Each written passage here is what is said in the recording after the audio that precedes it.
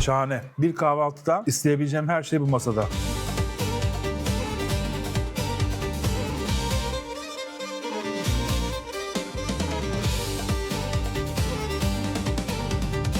Önünde kusursuz bir haşlama var. Bundan daha güzel bir kahvaltı olabileceğini düşünmüyorum. Pideye ekmek banıyoruz efendim. Kamiloğlu Köfte'deyiz. Burası 1973'ten beri hizmet veriyor. Genellikle buraya Sürmeneliler, dede, baba, torun hep beraber gelirler dedi. Oo, çok güzel. Abi böyle patates mi olur ya? Bu güzelliğe bakar mısınız?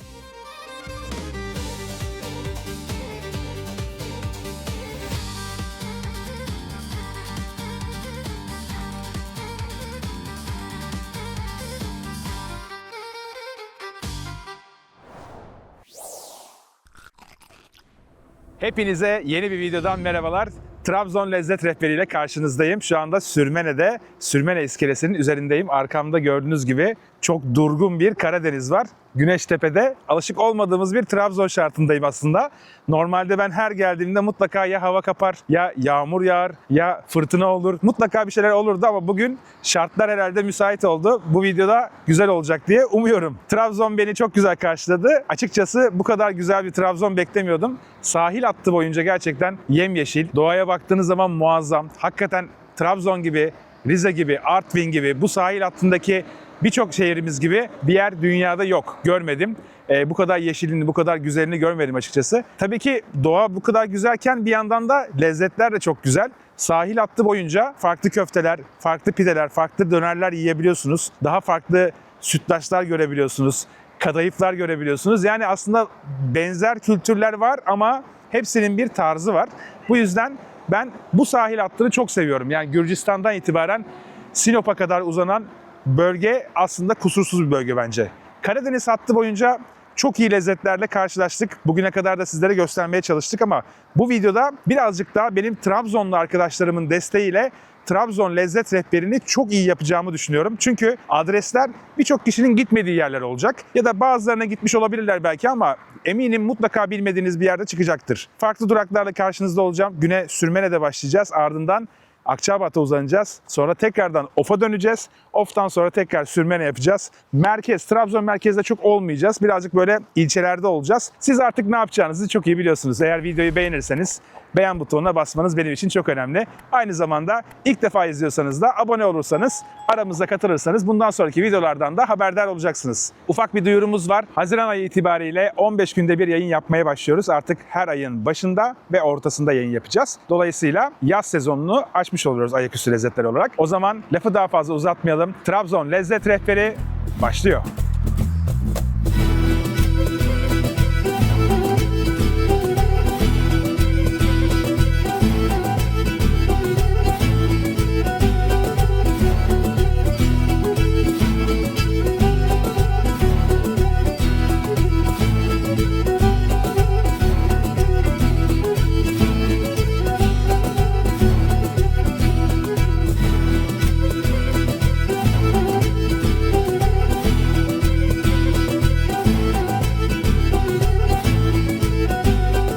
Günün ilk durağında Sürmene merkezindeki İzzet Baba'ya geldik. Önünde kusursuz bir haşlama var. Aynı zamanda kaburga, pilav ve kuru fasulye üçlemesi var. Bundan daha güzel bir kahvaltı olabileceğini düşünmüyorum. Sürmene'deyseniz kahvaltıya buraya gelmelisiniz. Hastaysanız yine buraya gelmelisiniz. Bu detaylarıyla anlatılması gereken bir haşlama ama öncesinde bir tadına bakmak istiyorum izniniz olursa.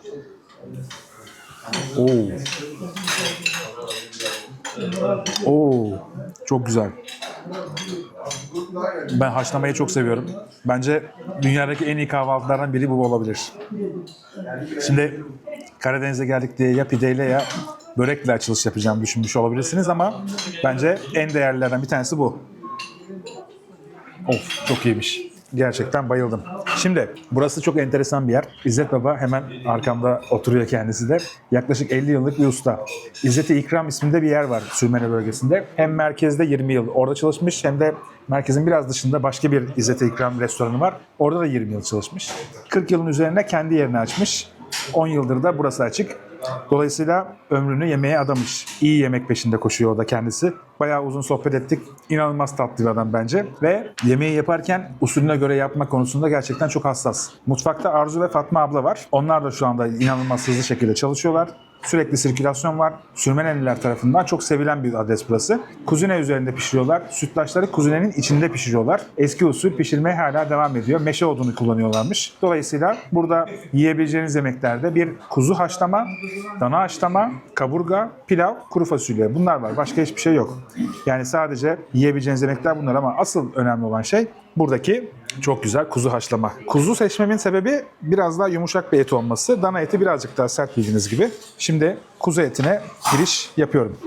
Bak et direkt zaten dokunduğun anda parçalanıyor. Kuzu eti olduğu için birazcık daha hızlı parçalanıyor. Daha yumuşak bir et. Bunun pişmesi de daha hızlı oluyormuş. Yani kuzu 1-1,5 saat civarında pişiyor. Dana haşlamadaki dana eti de 2-2,5 saat civarı. Hazırlarken öncelikle etini koyuyor. Oradan birkaç parça koyuyor. Birazcık suyunu koyuyor. Sonrasında patatesi ayrı bir yerde pişiriyorlar. O patatesi farklı tencereden tabağa koyuyor. İçine su dolduruyor. Ardından kaşıkla beraber masaya geliyor. Masada üzerini tamamlıyor. Ta ki şu tabaktan taşana kadar. İnanılmaz bir görüntü bence. Usul olarak da kendi usullerini oluşturmuşlar. Yani tabakta boşluk olmayacak şekilde, dolu şekilde veriyorlar. Kuzu eti çok güzel. Şu patatese bakacağım. Abi böyle patates mi olur ya? Bu güzelliğe bakar mısınız? Çok güzel pişmiş. Çok güzel pişmiş yani hakikaten. Şu kuzuyu bir güzel parçalayayım ben. Bak. Bak. Görüyor musun? Zaten dağılıyor direkt. Çatal darbesiyle. Anında çıktı böyle. Üf. Çok güzel. Vallahi yalan söylemeyeceğim. Bu benim bugüne kadar yediğim en iyi haşlama. Daha ötesi yok. Yani tadı çok güzel. Oo, ayran da çok güzel. İzzet Baba da geldi. Hoş geldin abi. Nasılsın, iyi misin? İyi şükürler olsun. Ben çok İyi iyiyim. çocuk bu. Çok iyi çocuk. Çok iyi çocuk. Arkadaşım benim. Çok iyi bir çocuk. Aşırı iyi. Bu şekilde parçalamak lazım değil mi iyice? Aynen öyle. Çok güzel oldu. Suyundan da koruk ağacını. Şurada vermez bu. Vermez mi? Vermez. İstediğim kadar yiyebilir miyim? Tabii. İzzet amca vallahi eline sağlık. Afiyet olsun. Çocuk kızım al suyundan biraz daha koy.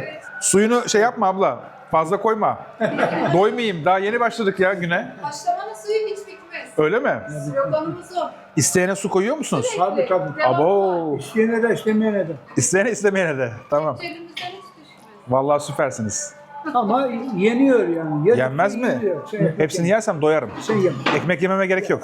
Tamam. Az önce duydunuz. Sürekli suyu azaldıkça yeni su ekliyorlar. O yönden bence aşırı derecede doyurucu bir tabak. Ama burada enteresan bir üçlümüz var. Kaburga, aynı zamanda pilav ve tabii ki olmazsa olmaz kuru fasulyemiz. Ben şimdi böyle bir pilavdan giriş yapıyorum. Pilav tane tane. Fasulyenin cinsi ne? Şey değil bu, ispiri değil. Daha kalın, bombay tarzı böyle. Tarafından geliyor süt. Nereden? Doğu tarafı. Doğu tarafı denen Erzincan, Erzurum tarafları. Ama çok güzelmiş. Kabuğu çıkmıyor aynen. Bu da enteresanmış gerçekten. Beğendim. Hep yemekte fırınlanır ya. Tadı da oluyor. Hepsi fırınlanıyor mu? Kuzineye giriyor yani. Aa bak enteresan. Şeyler, etler haşlama hariç hepsi fırının içine giriyormuş. Pilav dahil. Vay be. Pilav çok güzel bu arada. Aşırı güzel. Ben günü burada bitirebilirim. Burada yemek yeterli oluyor bana. Bir dakika. Bu da çok güzelmiş. Fırınlandı mı içine giriyor. Demden. Of bu da parçalanıyor direkt ya kaburga eti. Dana kaburga bu arada onu söylemekte fayda var. Aynı zamanda pilavla beraber bence ikisi çok güzel gidiyor. Ben şöyle bir son dokunuşumu daha yapayım. Şahane. Bir kahvaltıda isteyebileceğim her şey bu masada. O yüzden kusursuz bir kahvaltıyla başlamış olduk. Ama günün ilk durağında normalde tatlı yeme düşüncem yoktu ama şurada bir sütlaç var ve kuzunenin içinde pişiyor ve köyden gelen sütle beraber yapıyorlar. Onu buradan yemeden kalkmam arkadaş. O yüzden adisyon gelsin, sütlaç gelsin. Tabii ki çayımız gelsin. Sütlacımız da geldi. Ben size hesabı söyleyeyim öncelikle. Haşlama 400 lira. Karışık tabağımız vardı. O küçük tabakmış. O da 400 lira. Sütlaç 100 lira, ayranımız vardı 20 lira. Bu karışık tabağın nasıl küçük olduğunu bilemiyorum. Gerçekten o kadar fazlaydı ki porsiyonu. Normal şartlarda onu tabii ki birçok yerde öyle koymazlar. Ama bence tepeleme doldurmuşlardı. Bence fiyat lezzet olarak en iyi kahvaltılardan biri. Haşlama bence yani bugüne kadar yediklerim arasında en iyilerden biriydi. Özellikle kuzu haşlama. Şimdi tatlıya geldik. Üzerindeki sarılığı görüyorsunuz. Hani bu sütün böyle uzun süre kaynatılmasıyla, yoğunlaştırılmasıyla oluyor birazcık da. Tabii ki buradaki sütler de tam doğal sütler. Market sütü kullanmıyorlar sonuçta. Şöyle bir kaymağına giriş yapıyorum. Kokusunu hissetmeniz lazım şu an. Enteresan. Yani bu bayağı karamelize tat geliyor. Tabii ki kuzun içinde piştiği için çok büyük bir faydası var. Her yeri çok güzel pişmiş, eşit şekilde. Alttaki pirinçler tane tane geliyor ama hafif de sıvılık var. Bak, pirinçler böyle. Bu son zamanlarda yediğim en iyi sütlaçlardan biri. Kabuğa bakar mısın abi? Şöyle bir alayım. Bak, görüyor musun? Olması gereken zaten burada.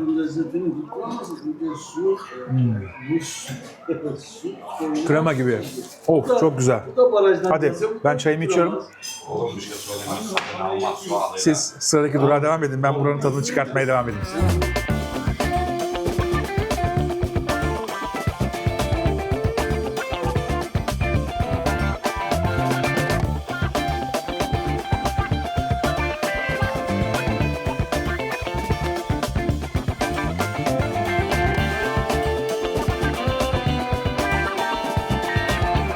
Kavaklı Akçabat'a geldik. Kamiloğlu Köfte'deyiz. Burası 1973'ten beri hizmet veriyor. Daha öncesinde merkezdeydi. Yaklaşık 3-4 senedir de şu an bulunmuş olduğumuz Kavaklı bölgesindeler. Sahil tarafında çok güzel manzaralı bir köfte durağı burası. Aynı zamanda bu yol Samsun tarafına doğru gitmek istediğinizde yol üstü lezzet durağı olarak da kalıyor. O şekilde de iletmiş olayım. Önümüzde çok güzel 200 gramlık bir porsiyonda Akçaabat köftesi var. Kendilerine özel, içinde hiç baharat yok. Tamamen et tadı alabildiğiniz, görüntüsü çok güzel olan bir köftemiz var. Piyazımız var, turşu kavurmamız var, haydarimiz var, mısır unlu ekmeklerimiz var, normal ekmeğimiz var. Bence şartlar yemek yemeye müsait. Köfteden başlayalım dilerseniz.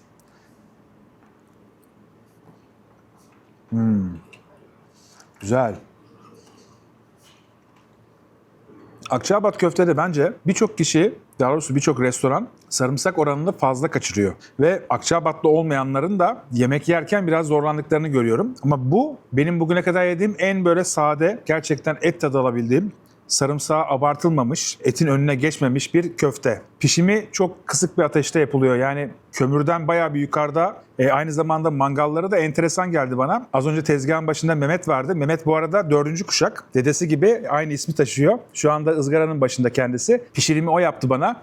Mangalın altında bir göz var. Orayı açıp kömürü uzun bir çubukla orada kontrol altında tutuyor. Birazcık da böyle ateşi dindirmiş olması gerekiyor. Çünkü o sayede köfte daha kısık ateşte pişmiş oluyor. Daha böyle ağır ateşte pişmiş oluyor. Tam döküm bir ızgaranın üzerinde piştiği için de yağlarını böyle çok hafif veriyor. Çok yağlı bir köfte değil. Aslında günlük olarak hazırlıyorlar. Onu da söylemek lazım. Kasaplarından etleri alıp sinirlerini ayıklayıp bütün her şeyini temizledikten sonra özellikle dananın gerdan, ön kol ve boşluk etini kullanıyorlar. Çok az sarımsak ve tuz kullanıyorlar. Başka hiçbir şey yok içinde. Yanındaki ızgaralar gene hazırlanıyor ve aynı zamanda ızgara ekmekler de gelmiş oluyor. Mısır unu ekmeğine bir giriş yapalım şöyle ya. Izgaralanmış hatta. Köfteyle beraber tadına bakayım.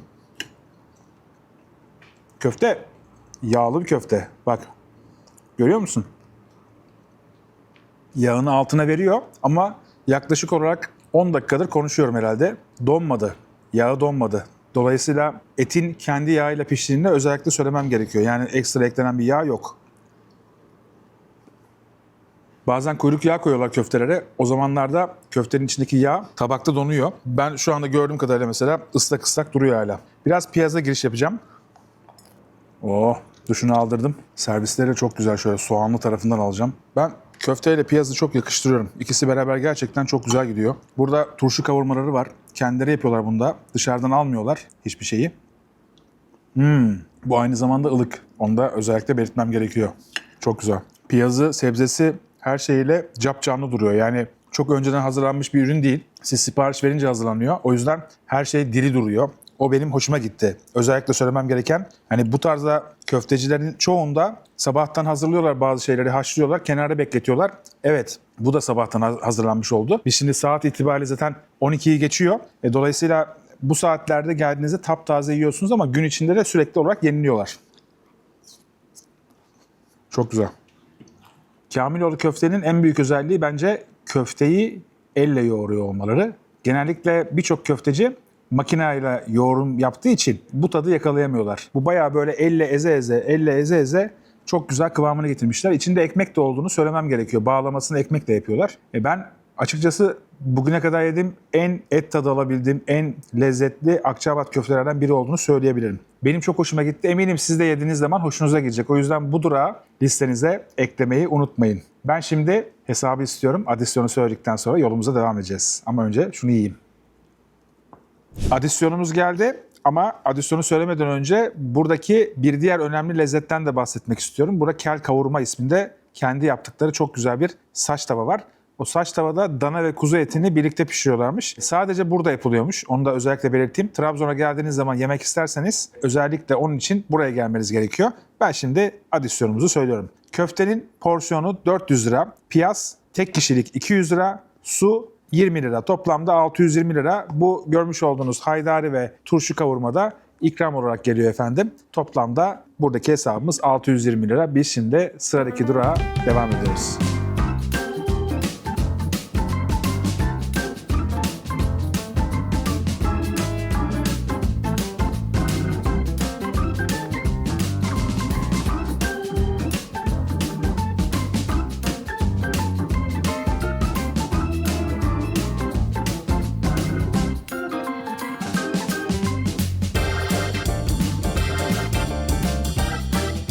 Trabzon Of merkezindeki Öz Kardeşler Döner ve Pide Salonu'na geldik. Tam merkezde yer alıyor burası. 1992 yılında kurulmuş. Şu anki işleten aile 1997 yılında devralmış. 97'den beri onlar da 3 ortaklar. Üçünün de toplam çocukları 5 kişi yapıyor. Aile tamamen baştan aşağı burada çalışıyor. Dolayısıyla aile işletmesi. Tipik bir Karadeniz döneri yapıyorlar. Kırpık döner, yani parça parça et olarak geliyor. Genellikle Erzurum ve Erzincan bölgesinin hayvanlarını kullanıyorlar. Dana, but ve kuzu kuyruk yağı var. Başka hiçbir şey yok. Marinasyonu geldiğimizde de yoğurt tabii ki olmazsa olmaz. Aynı zamanda soğan suyu, tuz, pul biber, karabiber bunlar yer alıyor. Onlarla beraber 24 saat boyunca marine ediyorlar. Sonrasında tezgaha takıp pişirmeye başlıyorlar. Şu an mevsim itibariyle böyle Mayıs'ın başlarındayız. Dolayısıyla ortalama böyle 60-70 kilolar civarında döner takıyorlar ama yazın geldiğinizde 180-200 kilo 6 kişinin bir arada böyle kaldırdığı dönerler oluyormuş. O 180-200 kiloluk halini görmek isterdim doğrusu. Ama bugün yine aynı lezzette daha küçük bir döner denemiş olacağız. Şimdi parça parça olduğu belli. Zaten görüntüsü çok güzel. Bu normalde Karadeniz dönerlerinde biraz yağ fazladır. Bundaki yağ oranı bence düşük. Tamamen et odaklı. Bir de usta çok güzel kesmiş. Tam ayarında kesmiş. Yani parça et yiyormuş hissiyatı var. Yağ oranı gerçekten normal bizim İstanbul'da alışık olduğumuz Karadeniz dönerlerine göre daha düşük. Dolayısıyla of döneri diyorum buna. Hani buranın tarzı olduğunu düşünüyorum ve gerçekten güzel yaptıklarını düşünüyorum.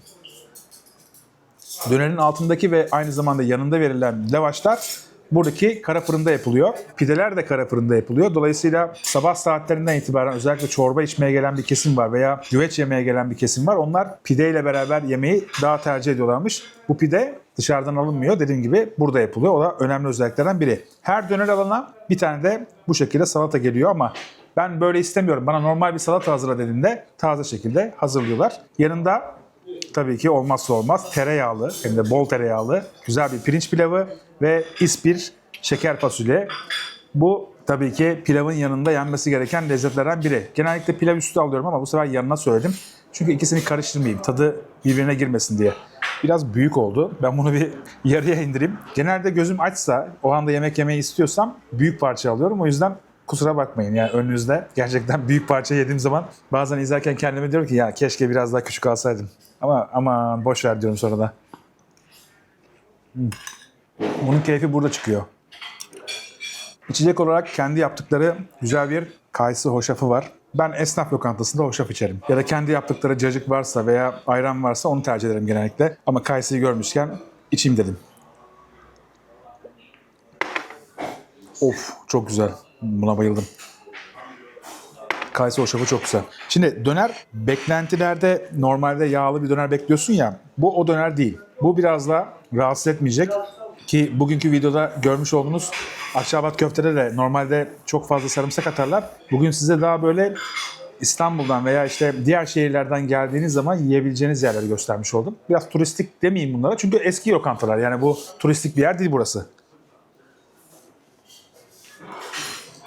Ben 150 gram söyledim ama isterseniz 100 gram ya da 200 gram olarak da söyleyebiliyorsunuz. Ya da İskender yaptırabiliyorsunuz. Menüde onlar da var. Gözüküyor. Bu dönerdeki önemli özelliklerden biri eti karkas alıyor olmaları. Karkas alıp bütün parçalarını kendileri parçalıyorlar. Yani içerideki yemeklerde tas kebabı var, orman kebabı var. Güveçte bir et yapıyorlar. Eti aldıklarında temizliğini yapıp sinirinden ayırıp aynı zamanda parçalarını ayırıyorlar. Dönerde de yaprak yaprak şekilde açmak gerçekten çok zordur. Karadeniz dönerinde birazcık daha böyle bıçakla eti açmaları, kelebek gibi açmaları ve ince tabaka olması gerekiyor. Günümüzde biliyorsunuz ki son zamanlarda şey oldu. Herkes makine almaya başladı. Makineye atıyorsun eti, kendisi açmaya başlıyor. Eziyor, eziyor, eziyor. Sonra yaprak gibi açıyor. Ama işçilik nerede, tat nerede? Hepsi birbirine karışıyor bence. Hem el işçiliği olması gerekiyor hem de tadında bence el tadının da geçtiğini düşünüyorum. Bu döner güzel ama alışık olduğumuz Karadeniz döneri yağlılığında değil. Dolayısıyla o beklentiyle geliyorsanız sizi mutlu etmeyebilir. Ama güzel bir et döner yiyeyim diyorsanız ve az yağlı olsun diyorsanız o zaman sizi mutlu eder.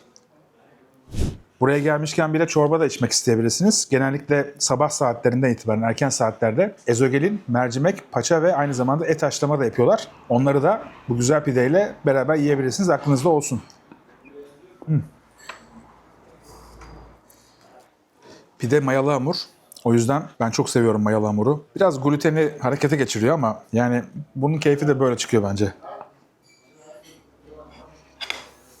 Pilava bir daha giriş yapıyorum çünkü çok güzel kokuyor. Fasulye de çok güzel kokuyor.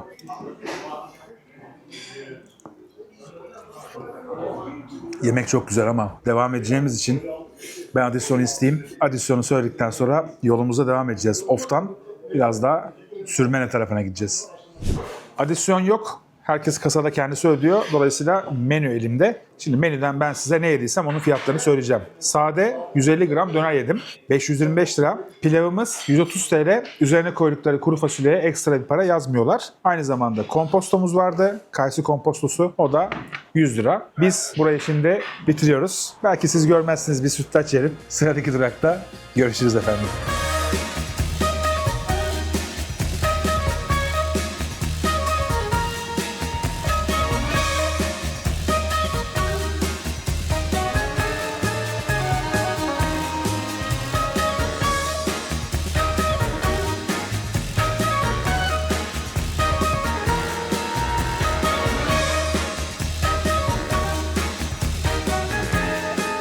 Trabzon Lezzet Rehberi'nin son durağında Sürmene'de çok güzel bir pideciye geldik. Yılmaz Pide'ye geldik. Burası 1980'den beri hizmet veriyor. Şu an 3. kuşak işin başında.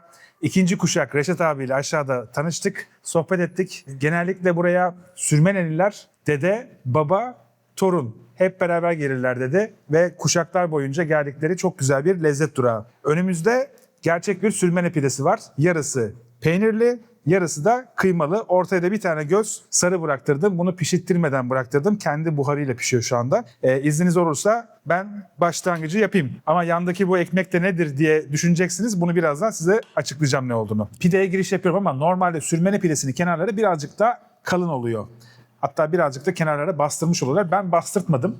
Bastırtmadığım için birazcık daha ince oldu kenarlar. Bu şekilde yemesi daha kolay olacaktır benim için diye düşünüyorum. Şimdi şu kısımdan bir aldım. Şöyle peynirli kısmıyla giriş yapıyorum. Güzel. Hamur akışkan bir hamur. Un, su, tuz, maya var. Açılırken çok akışkan olduğunu görebiliyorsun. İstediği gibi büyütebiliyor usta. Elleriyle basarken böyle pidenin hamuru çok kolay şekilde açılmış oluyor. Kıymalıyı hazırlarken kıymasını önden kavuruyorlar. Aynı zamanda soğanlı kavuruyorlar. İkisini birleştirip fırına o şekilde veriyorlar. Kıymasını sabahtan kavuruyorlar. Kıyma yaklaşık olarak 1 saat 15 dakika kavruluyor. Soğansa 1 saat civarında kavrulup tekrar birleştiriyorlar ve o günkü servise hazır oluyor. Peynirde ise daha farklı bir işlem var. Tuzsuz kolotu Direkt çelik kaplara koyuyorlar. Ardından tuz basıp su basıp o şekilde 2 ay civarı salamura yapıyorlar. Ardından çıkarıp onları doğruyorlar. Üzerine tuzlu eski peynir koyuyorlar. Ardından da civil peyniri koyup karıştırıyorlar. Aslında ortaya bir imansız adı verilen farklı bir peynir çıkıyor. Biraz daha sulu kıvamda. Birçok pideci artık bunu kullanıyor. Karadeniz pidelerinin çoğunda imansız peynir kullanılıyor. Dolayısıyla ortaya da böyle bir güzellik çıkıyor. Şimdi buradaki ekmek amacı ne derseniz de peynirli gerçekten çok yağlı oluyor. Ortaya kocaman bir yağ koyuyorlar. O yağdan dolayı da peynirin sünmesi çok iyi oluyor. Aynı zamanda pişme kısmında çok aşırı pişmemiş oluyor. Onu ekmekle böyle sündürüp yiyebiliyorsunuz. Dolayısıyla böyle ekmek parçaları veriyorlar. Pideye ekmek banıyoruz efendim. Bunun keyfi de başka. Sürmene usulü bu. Başka yerde görmedim ben açıkçası. Bu şekilde. Bir de böyle tadına bakalım. Güzel. Ben şöyle yavaş yavaş kıymalıya giriş yapıyorum. Hamur bu arada yumuşak bir hamur. Yani rahatsız etmiyor. Çiğnemesi çok kolay. Hazmı çok kolay. Normal diğer sert hamurlar gibi değil. Evet çıtır ama midenize oturacak bir hamur değil. Bu kadar tok bir hamur değil. Çok güzel böyle. Pürüzsüz derler ya, hakikaten damakta çok güzel şekilde gidiyor. Bak kıymalı çok güzelmiş. Vallahi krema gibi. Çok güzel. Ben şöyle bir sarıya da giriş yapayım. Bu şekilde. İzninizle bu parçayı da götürüyorum. Dilerseniz böyle çatalla, bıçakla da giriş yapabilirsiniz ama bence elle güzel oluyor. Ben sadece şu orta kısma biraz giriş yapmak istiyorum. Çünkü biliyorum ki orta kısmı pişme anlamında en güzel yerlerden biri. Şöyle biraz aldım. Ben onu şimdi elle götürürüm. Hop. Valla kaymak gibi. O kadar güzel ki. Burada normal şartlarda yazın geldiğiniz zaman inanılmaz bir kalabalık oluyor. Hatta yemek gerçekten çok zorlaşıyor. Çünkü dükkan büyük olmasına rağmen birçok kişi, özellikle Sürmeneliler burayı tercih ediyor. Başka yerde pide yemiyorlar. Kiminle konuşsam herkes buraya gitmen lazım dedi. Dolayısıyla doğru adreste olduğumu düşünüyorum. Bence tat olarak da gerçekten doğru adreste olduğumu düşünüyorum. Özellikle kıymanın kendi aromasını bıraktığı zeminde çok güzel, o kadar güzel bir tat var ki hakikaten ısırdığın anda damağını o kaplıyor. Benim için önemli konulardan biri hamurdu. Hamur da böyle ipeksi dokuda. Yani böyle ne sert ne yumuşak. Tam ortasında. O yüzden malzemeyi tutmaya yarayan bu şekilde çok güzel bir ürün olmuş oluyor. Bir de ben bu tarzda pidelerde kıymalının içindeki soğan miktarını çok fazla bulurum genelde. Bu çok dengeli. Yani kıyması daha baskın. Yani soğan sadece bir aroma vermiş. Gözümle bile neredeyse göremiyorum. Pide taş fırında pişiyor. Yaklaşık olarak da 10-12 dakikalık bir süreç sürüyor. Yani hemen verdiğim siparişi 4-5 dakikada gelecek gibi düşünmeyin. Çünkü odun ateşinde pişmesine rağmen birazcık böyle kısık bir ateşte, yani harlanmış bir ateşte değil. Dolayısıyla yavaş yavaş pişiyor. Bence işin güzelliği de burada. Yavaş piştiği için bu hamur mesela bak 20 dakika geçti neredeyse. Hala çıtırlığını koruyor. Hala buna böyle dokunduğun anda çıtır çıtır ses geliyor. Bunu sağlayan şeylerden bir tanesi içerideki nem oranı ve aynı zamanda fırının taş olması. Zemini çok güzel. Artı fırının üst kısmı, yani tavan kısmının da aşağı doğru sarkıt olması. O da ısıyı üstten pideye doğru yaydığı için bence pişmesini de çok güzel şekilde sağlamış oluyor. Hatırlarsanız daha öncesinde Bostancı'da Kaçkar vardı. Kaçkar'ın fırını da o şekilde. Onlar da tam Karadeniz usulü pide yapıyorlar. Dolayısıyla o sarkıtlar, fırındaki sarkıtlar aşağı doğru geldiği için ısıyı da aşağı doğru böyle direkt veriyor. Ne koltuk bölgesinde ne ateşe yakın, tam ortada pişiriyorlar. En güzel yerinde orası olduğunu söyledi usta. Bence de çok güzel pişmiş. Peynirde enteresan bir yağlılık var. Yani normal tereyağı var ama peynir de kendinden yağlı. İmansız dediğimiz peynir normalde böyle sulu kıvam olduğu için ne pişiyor ne pişmiyor. Tam ortasında ıslak kalıyor ama bu hakikaten krema etkisi yaratıyor şu anda.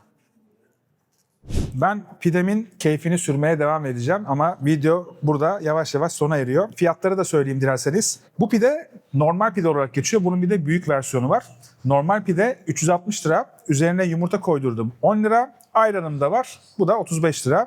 Bence fiyat performans olarak çok iyi bir pide.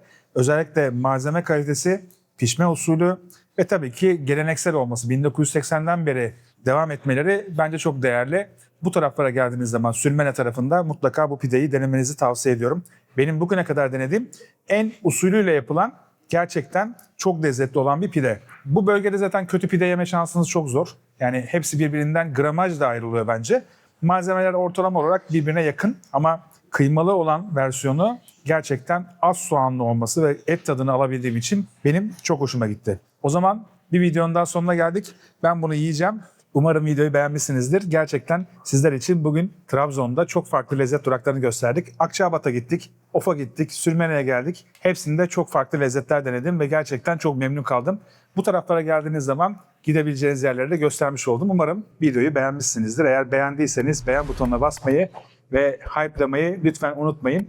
Aynı zamanda henüz abone değilseniz ve ilk defa izliyorsanız da abone olabilirsiniz. Bundan sonraki videolardan haberdar olabilirsiniz. Önümüzdeki hafta dediğim gibi yayın yapmayacağız. Bir sonraki hafta karşınızda olacağım. Tekrardan görüşmek üzere. Hoşça kalın.